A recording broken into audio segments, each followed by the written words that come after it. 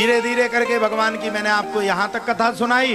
अब जब कथा आगे बढ़ी तो सूत जी महाराज ने 88,000 ऋषियों से फिर प्रश्न किया। 88,000 ऋषियों ने बोले भगवान कथा तो बहुत अच्छी लग रही, रोचकता आ रहा, लेकिन सबसे पहले ये बताओ ये सुखदेव बाबा कौन है, हम इनकी कथा सुनना चाहते हैं।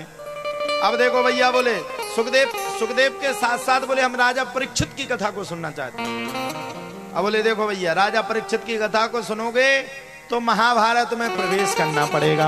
आइए 2 मिनट के लिए महाभारत में चलते हैं और यू टर्न लेकर के वापस आ जाएंगे। यदा मृथे कौरव सिंजयाना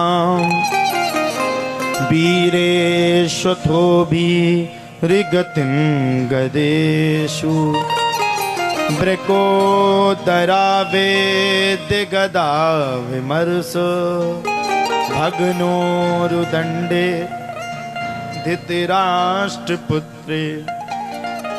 बताइए मैया, सबसे पहले एक प्रश्न का उत्तर दे दो।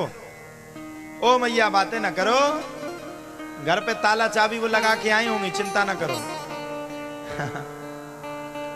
महाभारत का युद्ध किसने करवाया बताइए, तुमने बताओ, बताओ सर्जन। की ना करवाओ। पिछले साल को भंडारो कैसो हो तू, पिछले साल को भंडारो कैसो हो तू। दिलवाले फिल्म में को तू अजय देवगन, पागल हो गो तू, गाना गान लगू तू। और तेरे नाम फिल्म में को तू सलमान खान है। जो को पता नहीं महाभारत की न करवा। जितनी सासें मुंडी हिला रही हैं तो बहुएं पीछे बैठी बैठी कह रही है नहीं करवाओ जी, महाभारत की रचयिता। पूरे दिन खाए जाती, महाभारत करवाती। महाभारत का युद्ध सबसे पहले ध्यान से सुनना, गांठ लगा लेना। महाभारत का युद्ध सबसे पहले धृतराष्ट्र ने करवाया। हस्तिनापुर का राजा कौन था मैया, कौन था जल्दी बताओ। धृतराष्ट्र। धृतराष्ट्र से पहले हस्तिनापुर का राजा कौन था, पांडवों के पिता पांडु। पांडु को श्राप था कि अगर आपने भोग अवस्था की तो आपकी मृत्यु हो जाएगी। उनकी मृत्यु हो गई। अब सही बात बताना, अगर किसी का बाप अकस्मात मर जाए और संतान छोटी छोटी हो तो संपत्ति पे हक किसका है, जल्दी बताओ डहर्रा वालों, किसका है। पिता की संपत्ति पे पुत्र का है। अब जैसे तुमने हमारे सब ये माता है और तुम पिता हो, तो डहर्रा में जितनी जगह है वह की भाई। बोले महाराज कब जा रहे, कल जा रहे कि आज ही निकल जो। लेकिन तुम्हारे पांव पर भागवत कर भी यार, मैं जगह की सोचने लगी जी। तो पांडु की संपत्ति पे किसका हक था, पांडवों का। सही बात है कि नहीं। जब पांडु की मृत्यु हो गई, पांडव छोटे छोटे थे। भीष्म पितामह और सामने धृतराष्ट्र थे। भीष्म पितामह प्रतिज्ञा किए थे ना कभी राज्य सिंहासन पे बैठेंगे और ना कभी विवाह करेंगे, राज्य की रक्षा करेंगे। धृतराष्ट्र को बैठा दिया गया कि जब पांडवों के पुत्र बड़े हो जाएं तो पांडवों को यह संपत्ति दे दी जाए। धृतराष्ट्र का मन पिघल गया। 100 पुत्र थे। मन में विचार किया कि दुर्योधन बैठ जाए। तो पहली गलती किसकी हुई, धृतराष्ट्र की। दूसरी गलती किसकी है, मामा शकुनी की। अब सुनते चलना। तीसरी गलती किसकी है, पांडवों के पक्ष में भी गलती हुई थी। बताओ जल्दी किसकी थी। तीसरी गलती स्वयं पांचाली की भी थी।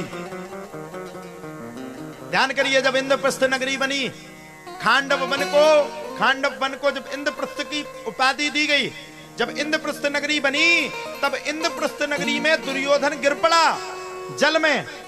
तब पांचाली ने क्या कहा, अंधे का पुत्र अंधा। सही बात है कि नहीं।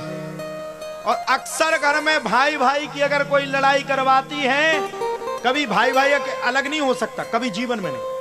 भाई भाई की अगर कोई लड़ाई करवाती है तो सबसे ज्यादा उसकी पत्नी और बहुएं करवाती। और घर में जिस दिन मायके पक्ष का इंटरेस्ट होना शुरू हो गया, अगर बहू की मां ने इंटरेस्ट लेना शुरू कर दिया, समझ लो वो घर विनाश की ओर जाएगा ही, इसमें कोई संशय नहीं।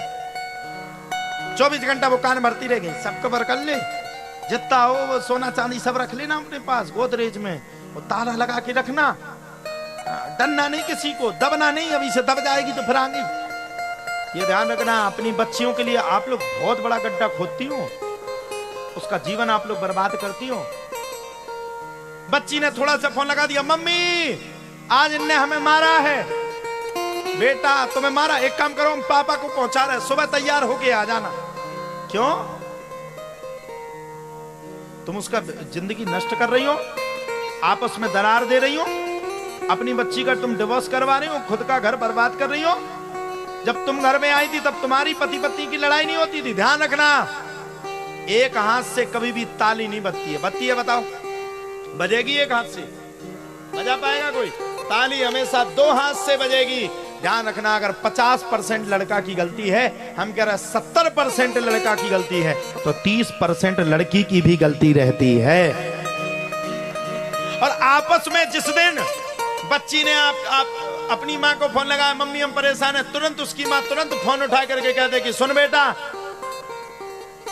हमें कोई मतलब नहीं, हमने तेरा कन्यादान दे दिया है, दामाद जी के हाथ में तेरा हाथ पहुंच गया है, अब तू जानो वो जान। और ध्यान रखना, मेरे दरवाजे मत आना, मेरे दरवाजे आएगी, अगर बिटिया बन के आएगी तो तेरा स्वागत रहेगा, अगर उस घर को छोड़ करके आएगी तो इस दरवाजे में मत आना। मेरी गारंटी है उस दिन से तुम्हारी बिटिया का घर स्वर्ग से भी ऊपर बन करके खड़ा हो जाएगा। सही बात है कि नहीं? तो ये पांचाली की गलती हो गई। अब पांचाली की गलती हुई तो दुर्योधन को भी गुस्सा आ गया। अब सबसे खतरनाक गलती पांडवों ने भी कर डाली। अधर्म नहीं किया, जुआ खेल दिया। और जुआ और किसी का ना हुआ। आपके गांव में खिलता है कि नहीं? खिलता है कि नहीं? चबूतरों पे बैठ के वो खेच खेलना, चुख खेल, वो काका खेला। हाँ, अब जो खेला हमने तो नहीं खेल हुआ है, हम ना पैसे ही नहीं हते, अब हो गए तो अब खेलने नहीं है। जुआ किसी का ना हुआ, पांडवों ने जुआ खेला। अच्छा, जुआ वाले का एक नियम है, अगर वो पहले दिन अगर 100 रुपया हार गया तो पूरे दिन हारेगा। सही है कि नहीं? सही बात है कि नहीं? पांडवों ने धीरे धीरे करके महाराज युधिष्ठिर सबको हार गए, यहां तक कि महाराज युधिष्ठिर ने पांचाली को भी दांव पे लगा दिया, पांचाली को भी हार गए। मान लो अगर पांचाली को हार गए तो यहां गलती दुर्योधन की है। मान लो अगर पांचाली को हारे थे तो क्या इतना बड़ा अत्याचार दुर्योधन को करना चाहिए था? क्या अपनी ही भाभी के केस खींच करके दुशासन को लाना चाहिए था क्या? मान लो अगर इतनी सब घटना घट गई थी तो क्या धृतराष्ट्र को रोकना चाहिए था कि नहीं रोकना चाहिए था? सब कोई खड़ा, इतनी बड़ी सभा में पूरे पांडव खड़े, पांचाली सबके सामने हाथ जोड़ रही, कोई पांडव बचाने के लिए सामर्थ्य नहीं है। भीष्म पितामह जैसे महारथी सिर को नीचे करके बैठे हैं, दुर्योधन हंस रहा है, कर्ण मुस्कुरा रहा है, और शकुनी मामा बैठ करके विनाश की ओर आगे विनाश के पन्ने को मढ़ रहा है। माता समझ गई, आदेश दे दिया, जाओ पांचाली के वस्त्रों को हरण करना शुरू कर दो। साड़ी को खींचना शुरू कर दिया, और जब पांचाली के वस्त्रों को खींचना शुरू कर दिया तो पांचाली को बड़ा भारी कष्ट हुआ, और पांचाली समझ गई कि अब मेरा यहाँ पर कोई नहीं है। पांचाली ने भगवान को बुलाना शुरू कर दिया। दुशासन साड़ी को खींचता रहा, खींचते खींचते खींचते खींचते दुशासन थक गया, साड़ी को नहीं खींच पाया। पांडवों को वनवास अज्ञातवास हुआ, धीरे धीरे करके महाभारत का युद्ध हुआ, सब ध्वस्त हो गए। युद्ध में पांडवों विजयी हुए। उत्तरा के गर्भ से राजा परीक्षित का जन्म हुआ। राजा परीक्षित चक्रवर्ती सम्राट कहलाए। राजा परीक्षित एक दिन नगर में प्रवेश करके गए तो एक पैर पर गाय थी, एक पैर पर बैल, और पीछे काला मनुष्य खड़ा था। पूछा, भैया कौन हो? बोले मैं युग हूं। बोले नाम क्या है? बोले कलयुग। बोले क्यों खींच रहे हो? कलयुग को पूरे में भगाया, अंत में कलयुग शरण में आ गया। 4 स्थान कलयुग को दिए।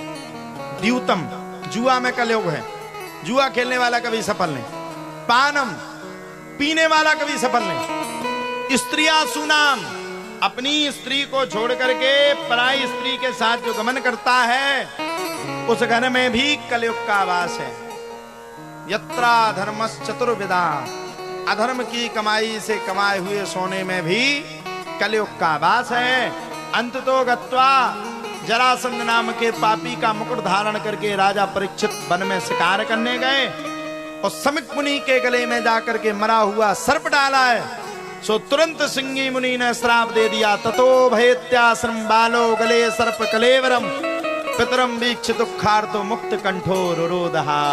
तुरंत श्राप दे दिया, आज से 7वें दिन तक्षक नाम के सर्प के काटने से तेरी मृत्यु हो जाएगी। और जब राजा परीक्षित ने सुना, तो तुरंत घर का त्याग करके धर्म रूपी नौका में बैठ करके सुखदेव बाबा से साप्ताहिक भागवत का ज्ञान करने लगे।